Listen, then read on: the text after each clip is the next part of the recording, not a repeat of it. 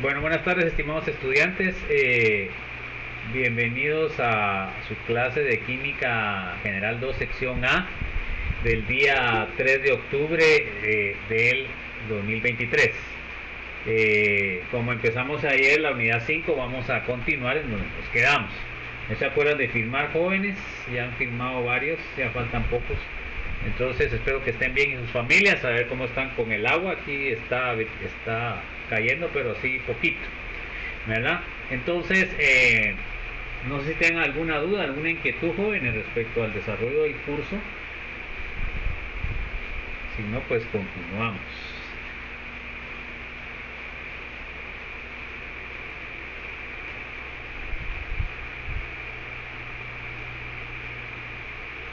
Bueno, entonces estábamos viendo ayer cómo es de que podemos calcular el calor que está dando o está recibiendo la reacción que analicemos, ¿verdad?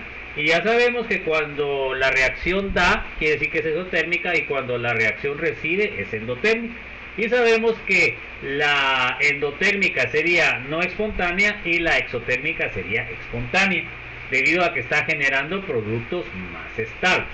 Entonces nos quedamos viendo lo que es la reacción SO2 que nos produce SO2 final, y entonces nosotros tenemos que ver el delta E, ¿verdad? Y ahí es donde tenemos que verlo, recordar lo que ya aprendimos con respecto a las exotérmicas. Entonces, en el caso de las exotérmicas, pero siempre la energía va a salir negativa, y en el caso de las endotérmicas va a salir positiva. Bueno, entonces nosotros hacemos el diferencial o el delta E, que sería energía de productos menos energía de reactivos. Entonces, en este caso tenemos el SO2, que sería el producto, menos la energía del azufre sólido, más un mol de oxígeno, que serían los reactivos. Entonces, a ver, léame, Brian, por favor, se pone bien el micrófono. Esta reacción desprende calor, por tanto la energía del producto es menor que la de los reactivos y delta E es negativo. ¿Es exotérmica o es endotérmica, Brian? Es exotérmica. ¿Es espontánea o no espontánea? Espontánea. Ok, bueno, entonces quiere decir de que esta reacción se da porque me está generando productos más estables. Ojo con eso, esto es lo importante que debemos de entender. A ver, léame, Don Nelly, por favor. Si la liberación de calor en la reacción anterior significa que una parte de la energía química contenida en las moléculas se convierte en energía térmica, concluimos que la transferencia de energía desde el sistema a los alrededores no cambia la energía total del universo, es decir, la suma de los cambios de energía debe ser igual a cero. O sea que, fíjense, pues la energía que perdió para bajar la estabilidad, porque los productos son más estables, la va a ganar el universo en forma de calor. Entonces el delta de energía va a ser cero. Entonces, fíjense pues, el delta del sistema, que sería donde está dando la reacción, más el delta alrededores va a ser igual a cero. ¿Por qué? Porque al sumarse van a tener diferentes signos, y por lo cual les va a quedar igual. Entonces, a la hora de despejar la ecuación, quiere decir de que el delta sistema va a ser igual a menos delta alrededores. ¿Estamos? O sea que no hay cambio de energía. Y ahí estamos viendo la primera ley de la termodinámica, que es la preservación o la conservación de la energía. O sea que en todo proceso va a haber un cambio neto igual a cero. Bueno, a ver, léame Dresner, por favor. Donde los índices CIS y azufre se refieren al sistema y a los alrededores, respectivamente. Así, si un sistema experimenta un cambio de energía delta E CIS, el resto del universo o los alrededores deben experimentar un cambio de energía de igual magnitud, pero de signo opuesto. Ok, se dan cuenta. Entonces, por ejemplo, aquí está la expresión más importante, que el delta E sistema va a ser igual a menos delta alrededores. Y entonces al sumar los dos me va a quedar 0, porque significa de que tiene la misma magnitud. O sea, la energía que perdió el sistema en una reacción exotérmica la ganó los alrededores con el calor que emitió hacia afuera, ¿verdad? O sea que al final el delta E me queda 0.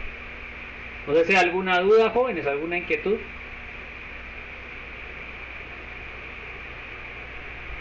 Bueno, ahí se acuerdan de que mañana hay examen corto, ¿bajo? Bueno, a ver, léame Jairo, por favor.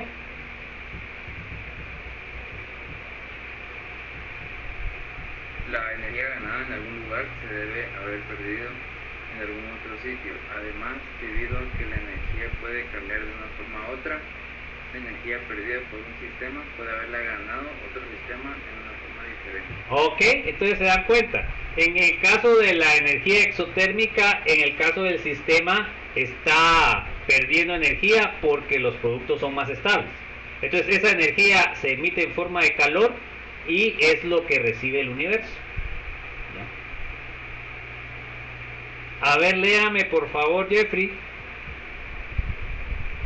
Por ejemplo, la energía que se pierde por la combustión del petróleo es una planta de energía. Puede llegar a las casas en forma de energía eléctrica, calor, luz, entre otras.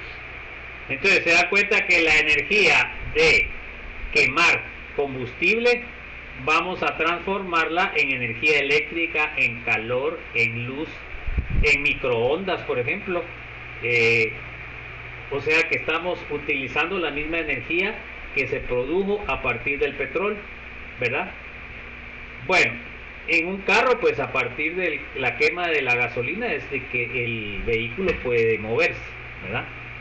Bueno, a ver, léame Mario Alberto. En química generalmente estudiamos los cambios asociados al sistema como un matraz con reactivos y productos y no a los alrededores. Por tanto, una forma más útil para la primera ley es... Entonces, en química nosotros utilizamos más esta ecuación que dice delta E es igual a Q más W. Q es calor y W es trabajo. Bueno, entonces ahorita vamos a definir esas dos. Bueno, a ver, léame Marlon, por favor. La ecuación anterior establece que el cambio de la energía interna delta E de un sistema es la suma del intercambio de calor Q entre el sistema y los alrededores y el trabajo W realizado sobre o por el sistema. Ok, entonces esos son parámetros importantes para las reacciones químicas. Bueno, entonces miremos pues. A ver, léame Marjorie, por favor. El convenio de signos para Q y W es la siguiente. Q es positivo para un proceso endotérmico y negativo para un proceso exotérmico. Y W es un positivo para el trabajo realizado con los alrededores sobre el sistema y negativo para el trabajo ejecutado por el sistema sobre los alrededores. Ok, entonces se dan cuenta, cuando el Q es positivo es endotérmico y cuando el Q es negativo es exotérmico. O sea que Q quiere decir que la energía o el calor que necesita para el proceso. Acuérdense ustedes que la endotérmica necesita calor, el exotérmico genera calor. Ok, ese es el convenio. Ahora el trabajo. El trabajo se clasifica. Si el sistema influencia o tiene efecto sobre los alrededores, es positivo. En cambio, si en los alrededores tiene efecto sobre el sistema, entonces sería negativo. ¿Ok? Bueno, a ver, léame por favor, Mylan. Si un sistema pierde calor hacia los alrededores o realiza un trabajo sobre los alrededores, es de esperar que su energía interna disminuya, pues ambos son procesos que consumen energía. Por esta razón, tanto Q como W son negativos. O sea que sería una reacción exotérmica, ¿bajo? O sea, que Q sería negativo y W sería negativo. ¿Por qué? Porque el sistema tiene influencia sobre los alrededores. Entonces miren acá, esto es importante que lo entendamos. El trabajo realizado por el sistema sobre los alrededores, o sea que, por ejemplo, lo podemos ver con un ejemplo fácil. Si el volumen crece en un sistema cerrado, significa que el sistema está teniendo efecto sobre los alrededores, entonces sería el signo negativo. Ahora, si el trabajo realizado por el sistema sobre el sistema por los alrededores sería positivo. Entonces, en este caso sería, por ejemplo, el cambio de volumen si el volumen se reduce. Si el volumen se reduce, quiere decir de que los alrededores tuvieron efecto sobre el sistema. ¿Ok? Ahora, este es más fácil. El calor absorbido por el sistema de los alrededores sería un proceso endotérmico, o sea que necesita energía. En cambio, el calor absorbido por los alrededores, o sea, quiere decir de que es un proceso exotérmico, sería negativo. Bueno, vamos con la definición de trabajo. A ver, léame por favor, Rocío. Ya hemos visto que el trabajo se define como una fuerza F multiplicada por una longitud D.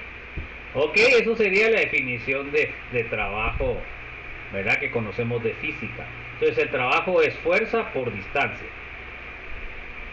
Entonces, a ver, léame Ronald, por favor.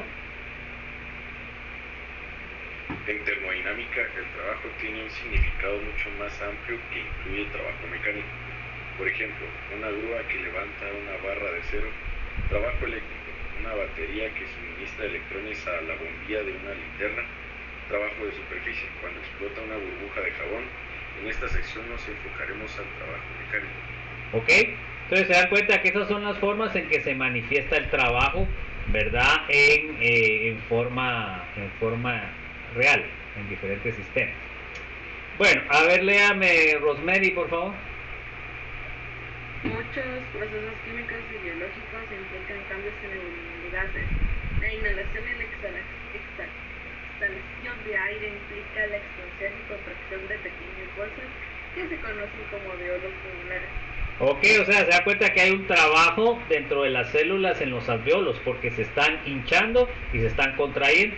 O sea que ese sería un trabajo. A ver, léame Brian, por favor. Otro ejemplo es el motor de combustión interna de los automóviles. La sucesiva expansión y comprensión de los cilindros debido a la combustión de la mezcla de gasolina y aire proporciona energía al vehículo. Entonces, en lo que es el motor, donde está el cigüeñal, donde tienen ustedes las válvulas, entonces, cuando explota la gasolina, pues ustedes bajan esos cilindros y eso va a producir un movimiento en el cigüeñal y eso es lo que le va a dar torsión a las llantas, ¿verdad? Entonces, ese quemado, esa explosión, o sea, que va a ser un proceso. Y como ustedes saben que el cigüeñal es como, es así... puede estar abajo, puede estar arriba, ¿sí o no? Entonces ese estar abajo, estar arriba, lo que va a producir es de que las válvulas en un tiempo van a estar arriba, cuando explota baja y después sube y así va a estar dándole movimiento a lo que es las llantas. Entonces aquí vamos a ver eso precisamente de lo que les decía, el trabajo. Entonces miren, pues aquí tienen las condiciones iniciales y aquí tienen las condiciones finales. Aquí, ¿qué piensan ustedes? ¿El trabajo fue sobre el sistema o el sistema sobre los alrededores? Según esta reacción que dicen ustedes. ¿El trabajo es positivo o es negativo? Eso es importante que lo entiendan. No, porque fíjense pues, ¿qué pasó acá? ¿Se expandió o se contrajo, Brian? ¿Ah? ¿Se qué? Mire, acá esto está más bajo. ¿Ah? Esto está más bajo, porque contraer sería de que esto estuviera más bajo, y aquí está más bajo. Brian.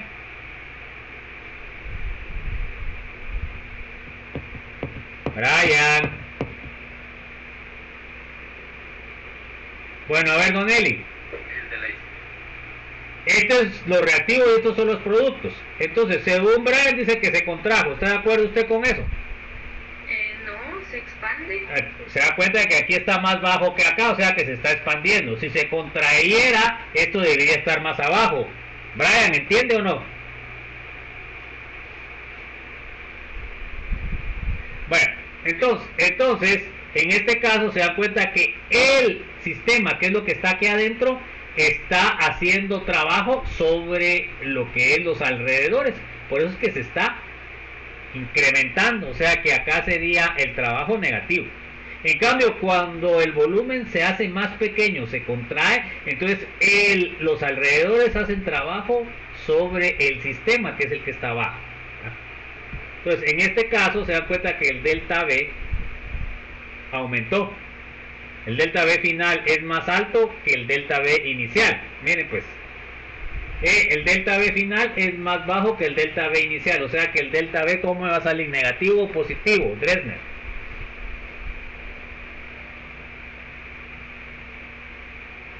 positivo. Positivo. Si usted resta uno más grande de uno más pequeño, porque ¿qué es lo que tiene que poner usted? El final menos el inicial. Entonces sí saldría positivo. ¿Estamos? Bueno, entonces sigamos leyendo. A ver, léame, Jairo, por favor. ¿Ahí se acuerdan de firmar, jóvenes? Expansión de un gas contra una presión externa constante como la presión atmosférica. El gas está en un cilindro cerrado con un pistón movible y sin peso. El trabajo realizado está dado por menos P delta V, debido a que delta V es menor que cero. El trabajo realizado es una cantidad negativa. Cuando se expande el gas... No, ahí está. Entonces se dan cuenta que me quedó negativo porque se expandió. Si hubiera contraído me hubiera quedado positivo. Bueno, entonces ahora léame por favor, Jeffrey. Cuando se expande, el gas empuja el pistón hacia arriba, en contra de la presión atmosférica externa, P, que es constante. El trabajo que realiza el gas sobre los alrededores es... Entonces se da cuenta que ahora el trabajo está a partir del sistema hacia los alrededores porque se expandió. Entonces el W sería menos P delta V. A ver, léame, Mario Alberto. Donde delta V, el cambio de volumen está dado por volumen final menos volumen inicial.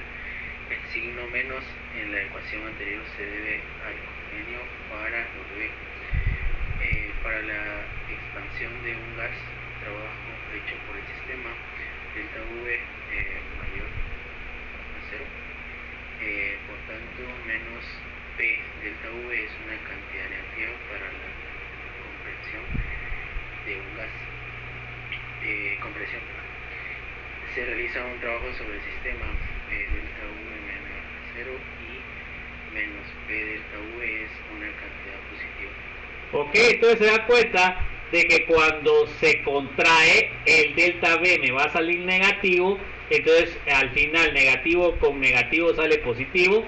En cambio, cuando se expande el delta V me sale positivo, pero positivo con negativo me queda negativo. Entonces, cuando se expande quiere decir de que los alrededores funcionaron sobre el sistema, y cuando se expande el sistema estuvo sobre los alrededores. No sé si quedó claro eso, jóvenes. Eso es importante que lo tengan claro. ¿O hay alguna duda?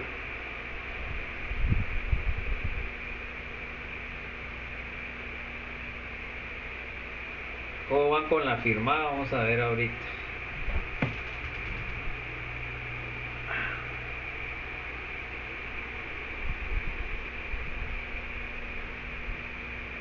Bueno, hay 12. ¿Okay? ¿Ya firmaron todos, jóvenes? Que ya vamos llegando. Bueno, ya falta. Bueno, entonces, fíjense pues. Vamos a ver un ejemplo. A ver, léame, Marlon, por favor. Cierto gas se expande de un volumen de 2 litros a 6 litros a temperatura constante. calcule el trabajo realizado por el gas y la expansión ocurre A. Contra el vacío y B. Contra una presión constante de 1.2 atmósferas. Ok, entonces se dan cuenta, el primer caso es contra el vacío, o sea que va a tener una atmósfera baja, y contra presión de 1.2 que tenemos 1.2 de atmósfera. Acuérdense que la presión normal es una atmósfera. Bueno, entonces miremos aquí el sistema. Acá tengo la presión de oposición, que sería la presión atmosférica. Acá tengo 2 litros, que sería el volumen del sistema inicial. Entonces acá tenemos, al final tenemos 6 litros, ¿verdad? Entonces, a ver, Marjorie, ¿se expandió o se contrajo el volumen? Se expandió. ¿Ah? ¿Se qué? Se expandió. Ese es su micrófono. Se expandió, pasó de 2 a 6. O sea que en este caso se dan cuenta que podemos ver, en el primer caso la presión es igual a 0, ¿ya? Porque es al vacío. Y en el segundo caso la presión es 1.2.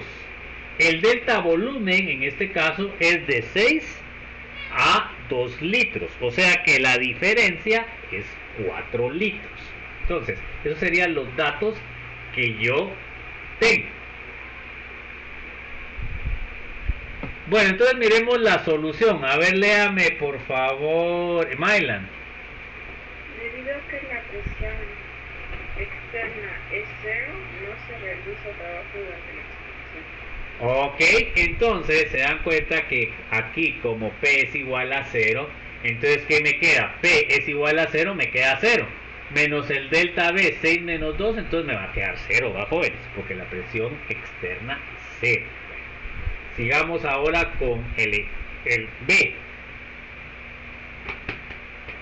A ver, léame, Rocío. La presión externa de oposición es de 1.2 atm. Entonces, ahora miremos. En el caso del segundo caso, el W es igual a menos P delta B. La atmósfera es, el valor de presión es 1.2 por 6, me sale 4.8 litros y me sale negativo. Se dan cuenta que como es expansión, este volumen me salió positivo, multiplicado por negativo me queda negativo. Entonces quiere decir de que el sistema está accionando sobre los alrededores porque se expandió. ¿Estamos? ¿Está claro, jóvenes, ahora?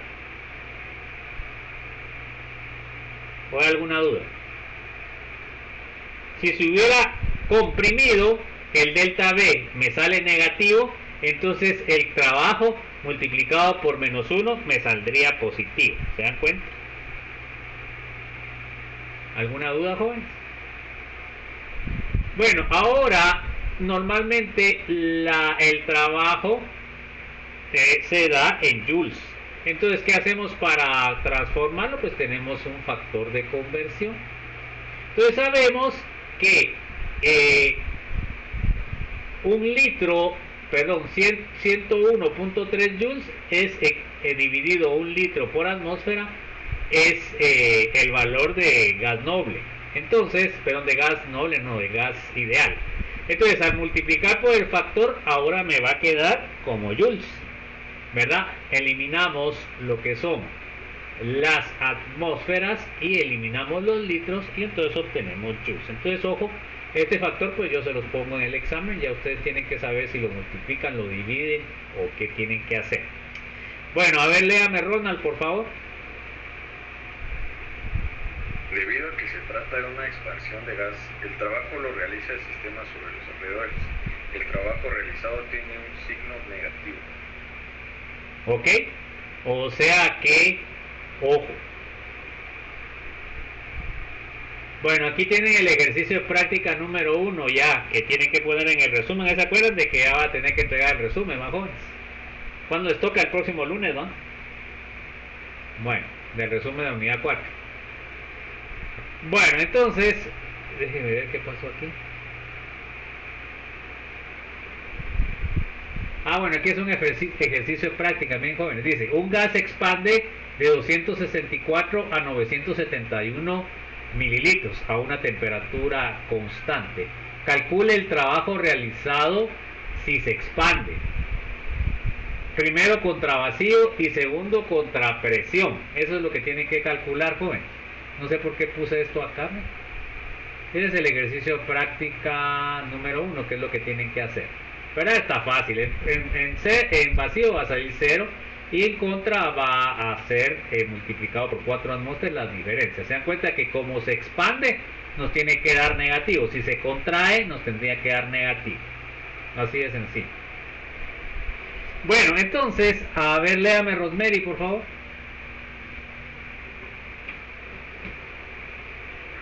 El trabajo no es una función del estado, a pesar de que el estado inicial y el final es el mismo en los incisos A y B.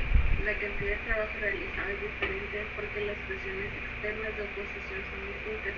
No podemos escribir delta W igual a las validez versus de los W y para un cambio. El trabajo realizado no solo depende de los estados inicial y final, sino también de cómo se lleva a cabo el proceso. Ok, entonces se dan cuenta que el trabajo no es función de estado. Ahí sí depende, o sea, sí le importa el camino, ¿ya? Porque fíjense pues, para calentar algo, ¿verdad? No es lo mismo calentarlo con un mechero, con un fósforo, ¿verdad? Porque con un fósforo pues va a ser muchísimo más lento que con un mechero, ¿verdad? Entonces el trabajo sí le importa el camino. Ojo con eso, ahí lo apunto. Bueno, vamos ahora con la otra función que es el calor. A ver, léame por favor, Brian. El otro componente de la energía interna es el calor. Igual que el trabajo, el calor no es una función de estado. Por ejemplo, se necesitan 4.184 joules de energía para elevar la temperatura de 100 gramos de agua de 20 a 30 grados Celsius. O sea, esa es la energía que se necesita para subir 100 gramos, 10 grados centígrados, ¿ok? Pero por supuesto al calor sí le va a afectar, que depende de qué tipo de calor utilice, ¿verdad? Entonces, a ver, léame por favor, Don Eli, hasta la A, ¿va? Esta energía se puede obtener directamente como energía calorífica mediante un mechero de Bunsen sin hacer nada al agua. Ok, se dan cuenta que ahí únicamente le pone calor. A ver, léame B, Dresner. B. Haciendo trabajo sobre el agua, pero sin añadirle energía calorífica.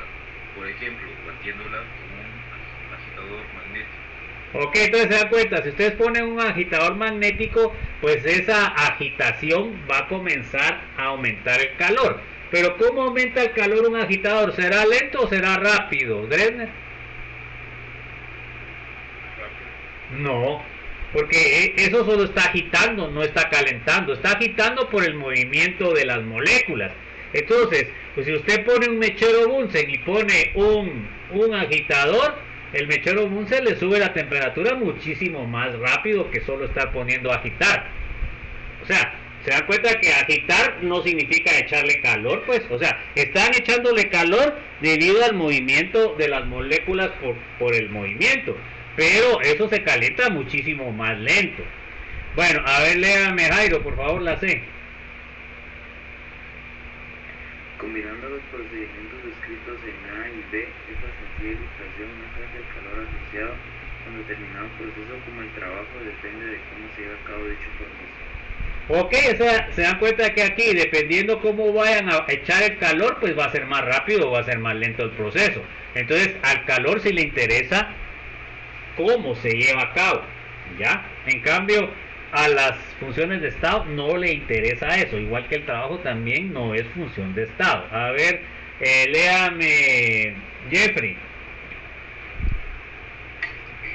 Es importante observar que sin importar el procedimiento que se utilice, el cambio de energía interna del sistema delta E depende de la suma de más W. Si cambia la ruta del estado inicial al final, incrementa el valor de Q. Entonces, esta acción disminuirá el valor de él en la misma cantidad y viceversa. Así que delta E permanece sin cambio. Ok, se dan cuenta de que en el caso de la delta E, que es una función de estado, solo depende de las condiciones iniciales y de las condiciones finales. Pero en el caso del calor y del trabajo, sí depende qué tipo de sistema van a utilizar para calentar, ¿verdad? O qué tipo de trabajo van a ustedes a realizar, ¿verdad?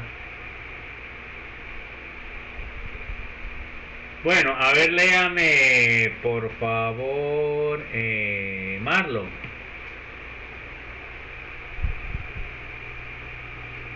resumen, el calor y el trabajo no son funciones de estado porque no son propiedades de un sistema. Se manifiestan solo durante un proceso, durante un cambio. Así, sus valores dependen de la trayectoria que sigue el proceso y varían de acuerdo con él. Ok. Entonces, por ejemplo, lo que hablábamos ayer de lo de la montaña, ¿verdad? Pues, si ustedes utilizaban el camino más corto, pues iban a llegar primero, ¿ya? Pero si utilizaban el camino más largo, iban a llegar más tarde. Entonces, ahí lo que es el tiempo, sí sería, digamos, dependiendo del camino que utilizaban, ¿se dan cuenta? O sea, en este caso el tiempo no sería una función de estado, porque depende cuál de las dos utilicen para que se dé más rápido o más lento la ascensión a una montaña. Ahí está la diferencia. ¿Entendieron eso, jóvenes, o no? Bueno, entonces vamos a cerrar esto, jóvenes.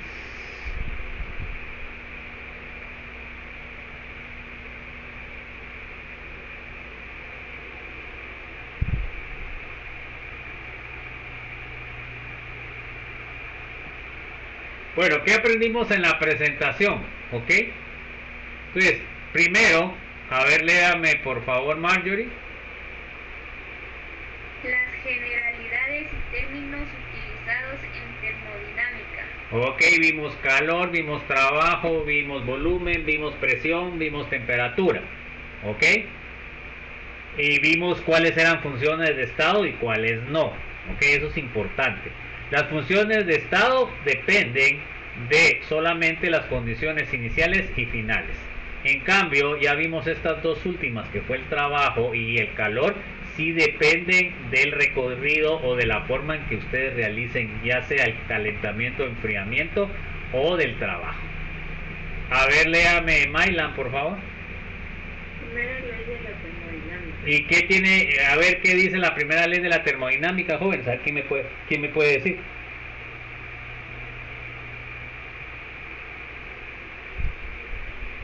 A ver, pues jóvenes, lo acabamos de ver. ¿Qué es la primera ley de la termodinámica? La energía se puede convertir de una forma a otra, pero no se puede crear ni destruir. Ok, o sea, es la ley de la conservación de la energía. O sea, que la energía total del universo siempre es constante, porque en un lado se pierde y en el otro se gana. Entonces, el cambio neto es igual a cero. Además, definimos el trabajo, que puede definirse con diferentes formas. Y ya vimos que el trabajo es función de estado o no. Rocío.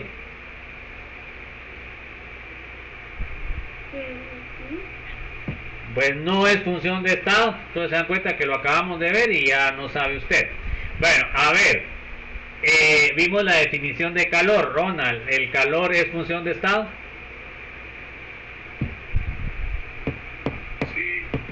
No es función de estado. Se dan cuenta que están ahí ustedes, ahí supuestamente conectados, pero como que no estuvieran conectados. Así de sencillo. Bueno, entonces, con esto terminamos la primera presentación.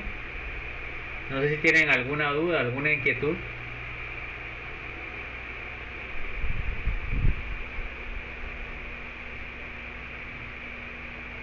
¿Alguna duda, alguna inquietud, chicos?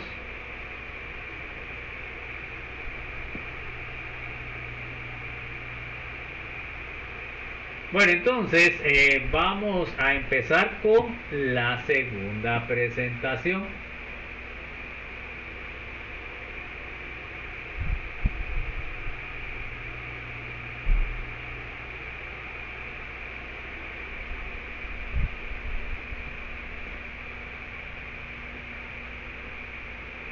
Bueno, vamos a ver los objetivos.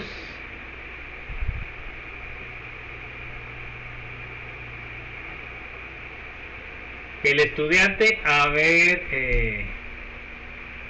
a quién le toca. A ver, Rosemary, léame por favor. Que el estudiante conozca el concepto de entalpía de reacción. Entalpía. Bueno, entonces, eso sería lo primer objetivo. A ver, léame, Brian, por favor. Conozca la comparación entre entalpía y energía. Entre entalpía y energía, no sé, energía, ¿cómo así? Bueno, a ver, léame, Don Eli, por favor. Conozca los conceptos de la calorimetría, calor específico y capacidad calorífica. Ok. A ver, léame, Dresner. Conozca los cálculos de la calorimetría a presión Ok. constante. A ver, Jairo. Conozca los cálculos de la calorimetría a volumen constante. Ok. A ver, Jeffrey. Conozca los cálculos de la entalpía de formación de las reacciones químicas. Ok. Entonces, eso sería lo que vamos a ver en esta presentación. Entonces vamos a ver entalpía. A ver, cuando ustedes oyen la palabra entalpía, Mario Alberto, ¿qué significa para usted esa palabra?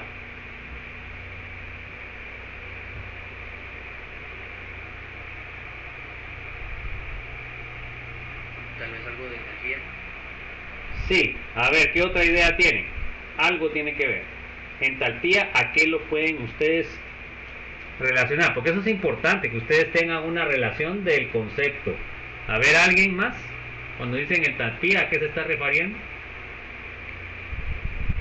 Del intercambio de energía, ¿no? Sí, ok. ¿Habrían otra idea?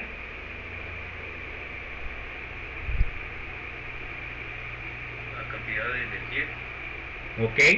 Entonces, entalpía hace referencia al calor, que nosotros sabemos que es energía.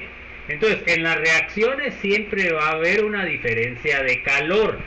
Esa diferencia de calor es lo que va a estar midiendo la entalpía, ya sea que el sistema lo absorba o ya sea que el sistema lo done. Entonces, esta entalpía me va a decir si la reacción es espontánea o no es espontánea, ¿ok? Bueno, entonces, cuando dicen ustedes entalpía, es energía, pero está relacionada con el calor. ¿Estamos? ¿Está claro? Bueno, a ver, léame, Marlon, por favor. 1.5 Entalpía de las reacciones químicas. El siguiente paso consiste en ver cómo se puede aplicar la primera ley de la termodinámica a procesos desarrollados en condiciones diferentes. En especial, consideraremos dos situaciones que se presentan con mayor frecuencia en el laboratorio. Una en la cual el volumen del sistema se mantiene constante y otra en la que la presión aplicada sobre el sistema se mantiene constante. Ok, o sea que las reacciones pueden ser a volumen constante o a presión constante. Por supuesto, las que son más fáciles son a presión constante. O sea que las trabajamos en una forma abierta, ¿verdad? O sea, la presión que está rigiendo es la presión atmosférica que tenemos en donde realizamos el experimento. Bueno, a ver, léame, Marjorie, por favor. Si una reacción química se realiza a volumen constante, entonces delta V igual 0 y no resultará trabajo P menos V a partir de este cambio. Ok, entonces ahora miremos esto. A volumen constante, delta E va a ser igual a Q menos P delta V. Pero como el delta V está constante, entonces quiere decir de que el segundo miembro va a ser 0. Entonces el delta E cuando estamos a volumen constante solo va a ser determinado por el calor. ¿Se dan cuenta? Que genere la reacción. Que esa es la que más utilizamos en el laboratorio, ¿bajo?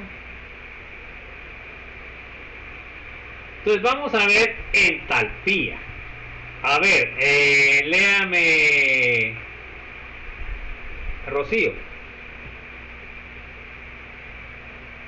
Muchas veces las condiciones de volumen constante no son convenientes y en ocasiones son imposibles de alcanzar.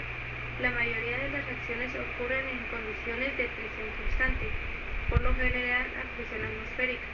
Si dicha reacción produce un incremento neto en el número de moles de un gas, entonces el sistema realiza un trabajo sobre los alrededores, expansión. Ok, entonces si la reacción genera gases, quiere decir de que va a generar presión, o sea que va a expandir, o sea que el sistema está haciendo trabajo sobre los alrededores, o sea que es negativo, como ya vimos la regla de los signos. A ver, léame Ronald, por favor. Esto se debe al hecho de que para que el gas formado ingrese a la atmósfera debe actuar contra la presión atmosférica. De manera contraria, si se consume más moléculas de gas de las que se producen, los alrededores realizan el trabajo. O sea que ahí lo que haría es de que se contrae el sistema, ¿verdad? Bueno, a ver, léame Rosemary, por favor. Por último, no se realiza trabajo alguno si no hay un cambio neto en el número de moles de los gases reactivos a productos. Ok, entonces se dan cuenta que cuando no hay cambio, pues entonces no hay trabajo. A ver, léame Brian, por favor. En general, para un proceso a presión constante escribimos. Ok. Acuérdense que el de presión constante es el que más hacemos. Entonces, tenemos, fíjense pues, delta E va a ser a Q más W. Sabemos que el W es igual a menos P delta V, ¿ok? Entonces, si nosotros despejamos calor a presión constante, entonces nos va a quedar delta E más, por aquí tiene menos, P delta V. ¿Estamos? Esa sería la ecuación para calor a presión constante. A ver, léame por favor, Don Eli. Donde el subíndice P denota condiciones a presión constante. Ok, en cambio en el otro tenían V, o sea que era a volumen QV, que sería a volumen constante. Bueno, a ver, léame Dresner, por favor. Ahora presentamos una nueva función termodinámica de un sistema llamada entalpía, H, la cual se define por medio de la ecuación. Entonces sabemos que a la hora de ver el símbolo de la entalpía va a ser H siempre. Por eso se pone delta H afuera. Entonces H va a ser igual a la energía más PV. Esa es la definición, que sería la entalpía. Bueno, a ver, léame por favor Jairo. Donde es la energía interna del sistema y P y V son la presión y el volumen del sistema, respectivamente. Debido a que E y PV tienen unidades de energía, la entalpía también las tiene. Además, E, P y V son funciones de estado, es decir, los cambios en E más PV dependen solo de los estados inicial y final. Por tanto, el cambio en entalpía o delta entalpía también depende solo de los estados inicial y final, es decir, entalpía es una función de estado. Ok, entonces fíjense pues aquí otra vez venimos con eso importante. El H sería función de estado, entonces solo depende de las condiciones iniciales y condiciones finales. Entonces en el caso de una reacción, la condición final es el producto y la condición inicial es el reactivo, ¿ya? Entonces es importante entender cómo nos va a quedar la ecuación. A ver, léame Jeffrey, por favor. Para cualquier proceso, el cambio de entalpía de acuerdo con la ecuación anterior. Entonces ahora delta H sería igual a delta E más delta PV. Eso sería la definición general. Bueno, a ver, léame por favor Mario Alberto. Si la presión se mantiene constante, entonces Entonces ahora tenemos que si la presión se mantiene constante, podemos sacar el P como una constante y me va a quedar la ecuación delta H va a ser igual a delta E más P delta B.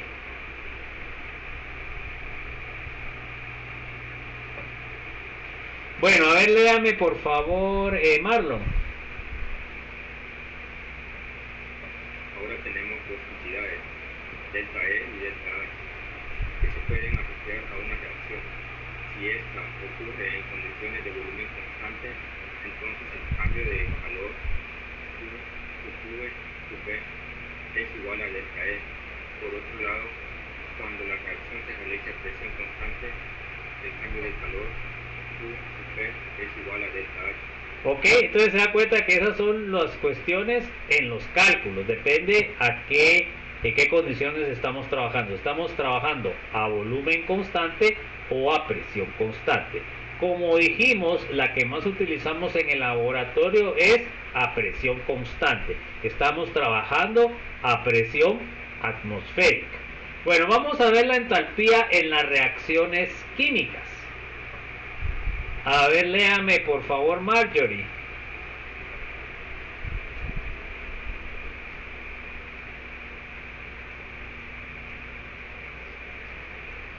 Debido a que la mayoría de las reacciones son procesos a presión constantes con el cambio de entalpía para cualquier reacción del tipo.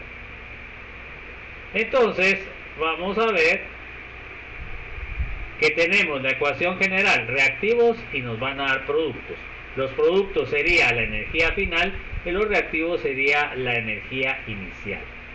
Bueno, a ver, léame Maylan, por favor. Definimos el cambio de entalpía, denominado de la entalpía de la reacción, delta H, como la diferencia en las entalpías de los productos y las entalpías de los reactivos. O sea que sería la resta, ¿verdad? De productos menos reactivos.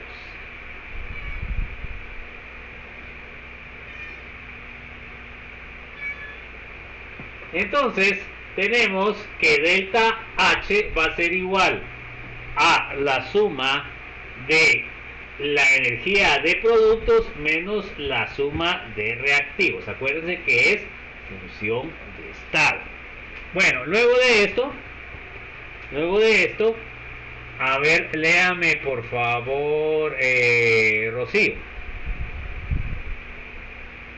La entalpía de una reacción puede ser positiva o negativa, según el proceso.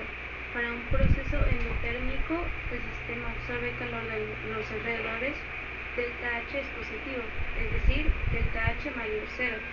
Para un proceso exotérmico, el sistema libera calor hacia los alrededores, delta H es negativo, es decir, delta H menor 0. Ok, entonces menor que 0. Entonces ya sabemos lo que ya hemos visto hace tiempo, ¿verdad? O sea que si el calor es positivo, quiere decir de que es endotérmica, quiere decir que la reacción está absorbiendo energía. Ahora, si el proceso es exotérmico, quiere decir que el delta H es negativo y entonces la reacción está dando calor hacia los alrededores. Entonces se dan cuenta que en el caso del exotérmico, el sistema está accionando el trabajo está sobre los alrededores. En cambio, en la endotérmica es al revés.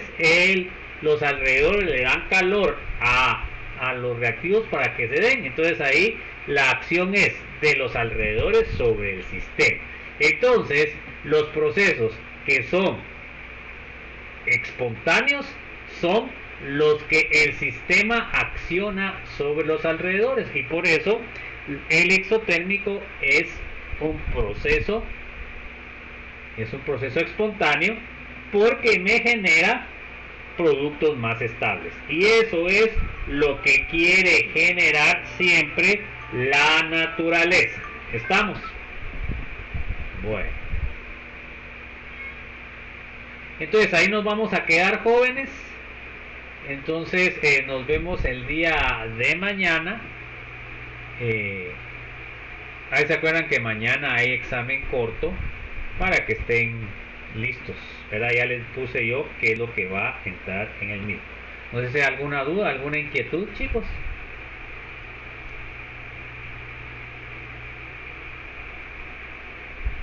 ¿No? Bueno, entonces nos vemos el día de mañana. Que tengan una feliz noche, un buen provecho y nos vemos mañana, chicos. Se cuidan. Feliz noche. Feliz noche, chicos. Feliz noche. Feliz noche, ingeniero. Nos vemos, pues se cuidan. Licenciado, fíjese que tengo una duda. Sí. Así, rapidísimo. ¿Sí? No es sobre la clase, es sobre otra cosa. ¿Sí? Dice que donde yo trabajo se hacen unas lecturas de textura del suelo. Ajá. Pero dice que para que el suelo esté apto para la lectura se echa peróxido para que la materia ¿cómo se llama? Materia orgánica. Para que la materia orgánica Se descomponga. Ajá. Ajá. Y dice que yo estoy en una duda porque dice que después de echar el peróxido hay que ponerlo caliente. ¿Hay que ponerlo qué? No lo entendí. ¿Hay que ponerlo qué? Hay que ponerlo en baño de María, así en agua caliente. ¿Sí, pues? Para que descomponga más la materia orgánica. Así es. Ajá. Pero yo cuando se echa el peróxido empieza como a hervir el suelo. Ajá. Sí, es que se forman burbujas, se forma aire. Ajá. Ajá. Entonces mi duda es de que si es necesario ponerlo en baño de María o si puedo omitir ese paso para ahorrarme tiempo. No, tiene que ponerlo porque miren pues, cuando usted sigue un procedimiento, es un procedimiento probado y los resultados es en función del procedimiento que usted realice. Entonces usted no puede modificar el procedimiento, ¿ya? Porque ¿qué es lo que va a favorecer el calentamiento en baño de María? Es de que va a ser más rápido, ¿verdad? Entonces la prueba está diseñada para que usted caliente el suelo con el peróxido. Ah, bueno. Porque si no le va a salir un resultado diferente. Entonces mire pues, ¿qué puede hacer usted para comprobar eso? O sea, puede ser de que le afecte mucho o le afecte poco. ¿Eso a qué se va a deber? Se va a deber a la cantidad de materia orgánica que tenga. Entonces, dependiendo del tipo de suelo, pues va a ser mayor o menor. Entonces, por ejemplo, cuando usted tiene un suelo que tiene mucha materia orgánica, si usted no realiza ese procedimiento, no le va a procesar toda la materia orgánica. Pero si usted, por ejemplo, utiliza un suelo arenoso que no tiene casi materia orgánica, ahí prácticamente el resultado le va a salir casi igual. Entonces usted puede hacer solo de prueba, puede hacer eso con y sin calentamiento y mira cuánto le sale el dato. Y se va a dar cuenta que pruebe usted con un suelo franco y puede usted con un suelo arenoso. En el suelo franco le va a variar mucho.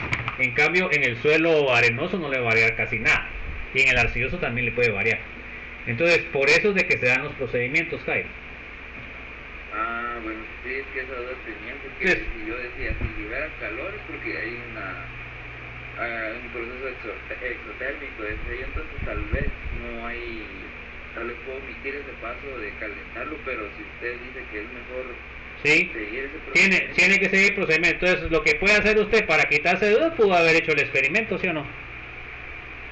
Sí, pero necesitaba mejor su opinión. Pero puede hacerlo, es que mire Jairo, uno como científico debe probar, ¿ya? Si usted tiene duda puede probar, pues, o sea, hace un experimento con y sin y va a ver que va a haber un cambio grande, pero como le digo va a depender del tipo de suelo, porque usted analiza un arenoso y le va a decir, eso sale igual, sí, porque tiene poca materia orgánica, pero si usted analiza un suelo arcilloso o un suelo franco, le sale un cambio bastante diferente, ¿ya? Bueno, está bien, muchas gracias, licenciado. Bueno, entonces mire, la materia orgánica también se puede medir por medio de dicromato de potasio. Esa es la otra metodología que se utiliza. Bueno. Agregando dicromato de potasio, ¿verdad? Esa me parece a mí más real, pero si ustedes tienen el procedimiento, eso pues tienen que seguirlo como se le da. Bueno, está bien pues, Jaime. Nos vemos. Feliz noche. Feliz noche.